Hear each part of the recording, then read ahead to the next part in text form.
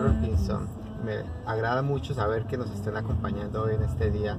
Yo estoy precisamente manejando hacia casa, ya casi llegando, y que nada mejor que ustedes me puedan acompañar en este camino y compartir un poco de la palabra del Señor y del estudio bíblico que nos corresponde para esta semana en la Torá, en los primeros 5 libros de la Biblia. Precisamente el estudio de esta semana, Ayeshef, que quiere decir y él habitó, y va desde Génesis capítulo 37 hasta el capítulo 40. Génesis o Bereshit capítulo 37 hasta el 40. Así que vamos a hacer un pequeño resumen y vamos a hablar pues de algunos puntos. Hay mucho que hablar, pero simplemente vamos a compartir un pensamiento y esperamos pues que esto sea de bendición para ustedes. Así que sin más preámbulos, le damos la bienvenida a todos los que se unen y bueno, y empecemos.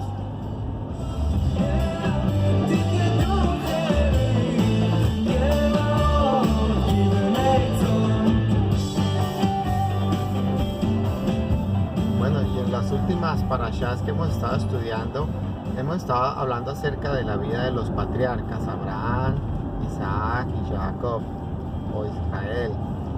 Y entonces, no sé si se acuerdan, pero Israel había tenido una vida muy difícil. Su hermano le quería matar, ya que se había sentido que le habían robado sus bendiciones y su primogenitura.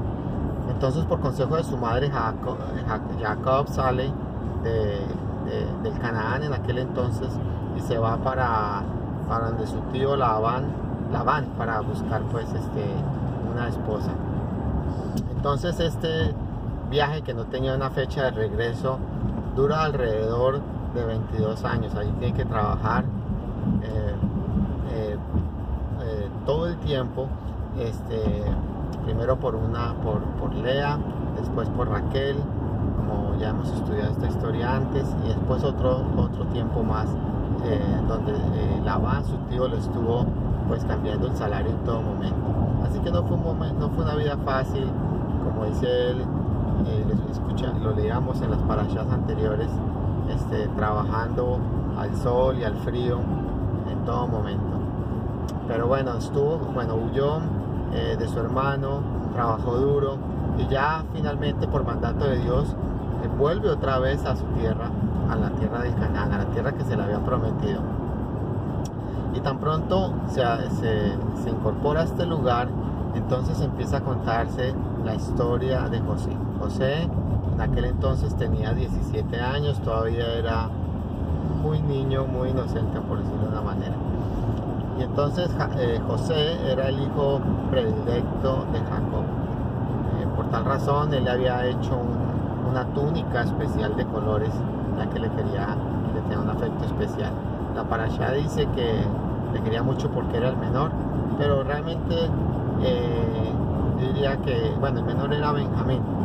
No necesariamente, sí le tenía un afecto, pero por esa razón, pero no era el menor, era el segundo, por decirlo de alguna manera.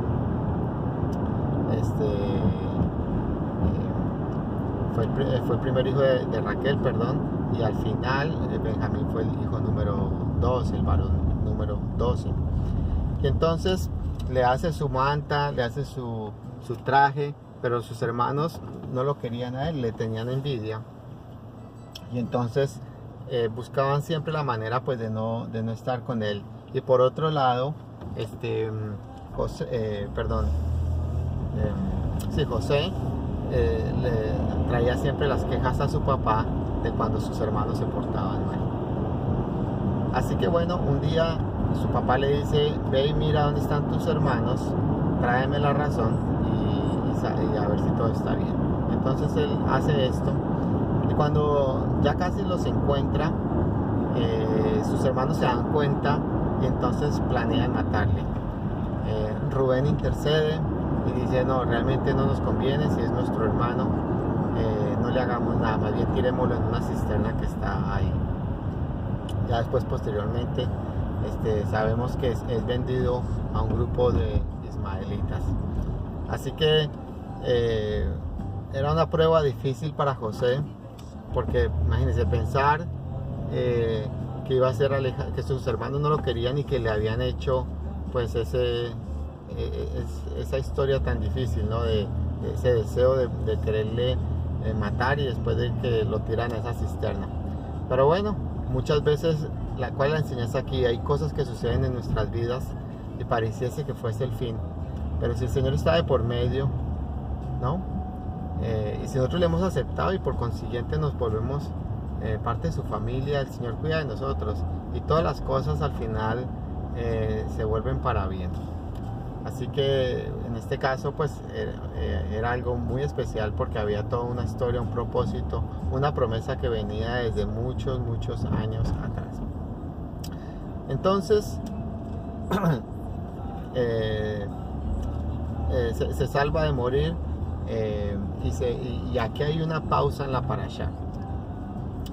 Después nos empieza a hablar un poquito acerca de otra historia, que es la historia, ¿sí?, de Judá con Tamar. Entonces resulta que Judá se consigue una esposa del área y tiene 3 hijos. Y entonces le consigue mujer al primogénito, pero resulta que él no se estaba portando bien, según nos cuenta la parashá, y Dios le mata. Entonces su padre le dice al segundo hijo: mira, como tu hermano murió, para que tenga descendencia, vete a donde está donde estaba pues la viuda en este caso, y dale descendencia a tu hermano. Pero él tampoco le llamó la idea a esto, y entonces el Señor también le quitó la vida.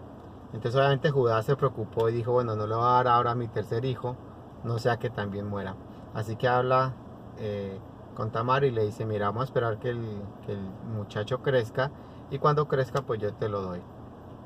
Entonces pasa el tiempo, resulta que muere la esposa, ¿no?, de Judá, y Tamar está como diciendo: bueno, creo que se olvidaron de mí. Así que un día le cuentan, le dice: mira, tu suegro está por aquí en el área. Así que ella se disfraza de prostituta y se pasa cerca del camino donde está él, y él le dice: bueno, mira, ¿por qué no te acuestas conmigo? Y entonces ella le dice: bueno, voy a acceder, pero ¿qué me vas a dar a cambio? Entonces en conclusión le pide algo que ella lo pueda tener como prenda, mientras que después le mandaba un cabrito como un pago, por decirlo así. Entonces le da 3 cosas personales que tenía él en ese momento. Entonces, bueno, tienen relaciones, y en ese momento pues el resultado de esto es que queda ella embarazada. Pasan 3 meses, ¿no? Y obviamente pues ya se notaba el embarazo, y van donde él y le dice: mira, ella quedó embarazada. Le dice: wow, o sea que fornicó, por consiguiente hay que matarla. Así que da esa orden. Pero entonces cuando ella le van a dar esa sentencia, ella dice: mire, del varón del cual yo tengo estas cosas, ¿sí?, él es el papá. Y obviamente pues se revela pues de que era Judá. Entonces él dice: mire, es más justa ella que yo, porque no le di mi hijo en su momento. Así que de esa manera le perdona la vida. Y bueno, hay es como un paréntesis ahí en esta parashá. El hecho, hay pues diferentes cosas que aprender, pero lo importante ver es que el Señor conocía lo que pasaba en cada uno de estos 3 hijos de Judá. El Señor nos conoce inclusive hasta en la intimidad. ¿Cómo sabría el Señor lo que estaba pasando? Que por ejemplo el segundo hijo no quería, cuando tenía relaciones con ella, no quería, como dice la palabra, embarazarla, por decirlo así de alguna manera.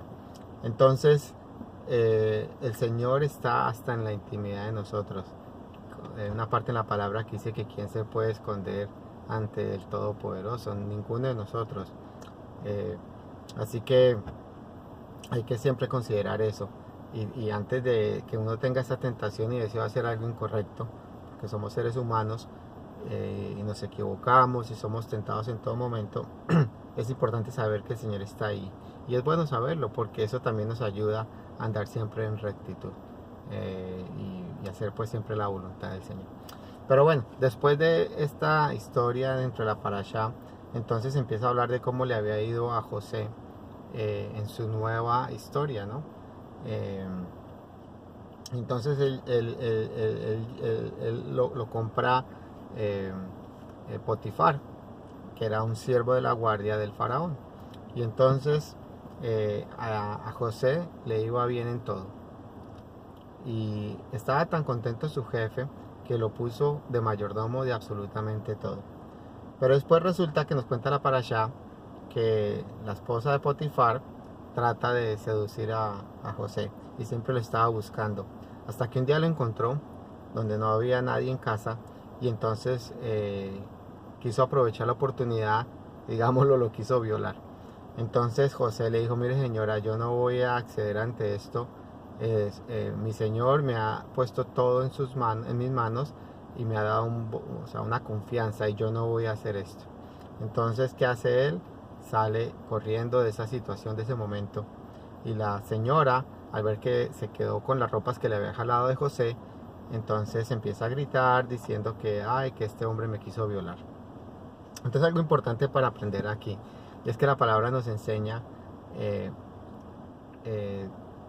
que cuando una persona está cerca a un problema o a una tentación, por decirlo así, de carácter sexual, es importante salir corriendo. Hay muchos, por decirlo así, mandamientos o consejos donde nos dice que nos mantengamos firmes o que, digamos, meditemos en el asunto. En el caso de tentaciones sexuales, el Señor nos dice en su palabra, corre, porque sus caminos son perdición, ¿sí? Y entonces esto es un ejemplo claro y muy bueno de donde José ve esta tentación y él no lo medita, sino simplemente se va, porque muy posiblemente hubiera caído en este problema. Y eso hoy en día es importante. Todas las personas que de alguna manera que nos están viendo y si tienen un problema sexual, ya sea de pornografía o lo que sea, cuando lleguen esas tentaciones es mejor salir corriendo, ni siquiera meditarlo, buscar a alguien que nos ayude a evitar ese tipo de circunstancias.